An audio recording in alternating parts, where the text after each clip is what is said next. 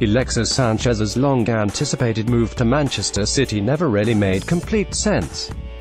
When they were together at Barcelona, the Chilean and Pep Guardiola seemed to view the way football should be played through very different prisms.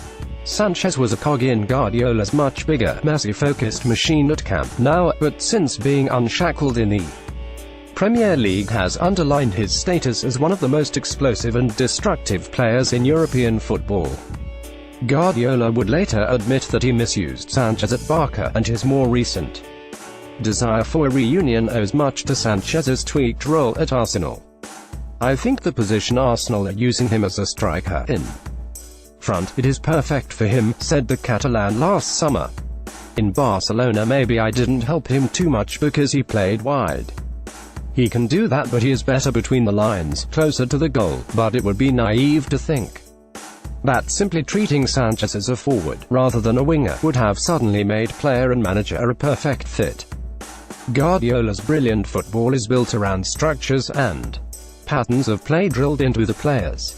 Some Bayern Munich players felt they had been turned into robots by Guardiola's attachment to his philosophy, while Frank Ribery was very vocal about the new sense of freedom he received when Carlo Ancelotti took over. The same was true of Sanchez at Barca, where he was a slave to the system, and frequently left on the bench in favor of Pedro, particularly in the biggest matches. Alexis needs freedom, and in Barcelona he had to cover a certain area that was not best for his personal game, his old Chile boss Jorge Sampaoli explained several years ago. He had to be part of a philosophy that wasn't convenient for him, even if Guardiola had used him more. Centrally at City, the sense that Sanchez is a lone wolf that cannot be caged would have remained.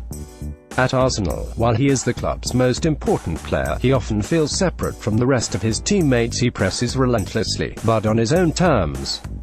He routinely goes for the glory shot when an easy pass is on, and he gives away possession more often than any other player on the pitch.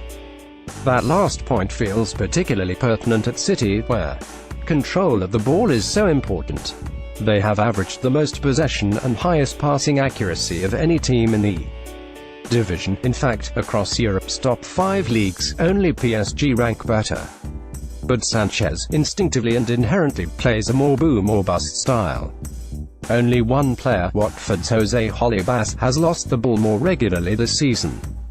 Kevin De Bruyne comes close, but he's an outlier for City as a whole, losing possession 501 times to next worst Kyle Walker's 291.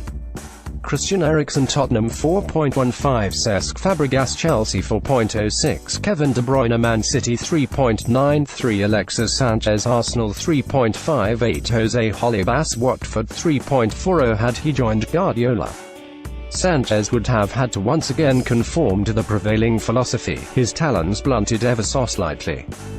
But at Manchester United, Jose Mourinho will give him the free role he really needs, and the game time he craves. At City he would have been rotated, at Old Trafford he will be used relentlessly, which is exactly how he likes it. It may seem odd to suggest that Mourinho, renowned for parking the bus, is a better manager for an attacker than Guardiola, but his reputation for pragmatism is often a little overstated. The self-proclaimed special one may devote more training pitch hours working on the defensive organization of his team, but he has almost always allowed at least one forward to play completely unshackled. At Chelsea he had Arjen Robben first time around, then Eden Hazard in his second spell, while Cristiano Ronaldo enjoyed his most prolific campaign in which he scored 60 goals under Mourinho. Speaking about the influence of mentor Bobby Robson on his attacking approach, the Portuguese explained, "In attack, I favor more the approach of Bobby, who likes to give freedom to certain players to play their own way outside the team's system. Those 2 or 3 players who on their own can make a difference, and that is exactly why United have occasionally struggled this season. Mourinho's attack is only as good as the players at his disposal. His side's ability to break down opponents only as effective as the cunning of his forwards. He allows players to act on their instincts and leans towards individual moments of brilliance and spontaneity. It is why, when he is robbed of those moments, the players are out of form. It can leave United's attack looking structureless and blunt because they have nothing to fall back on.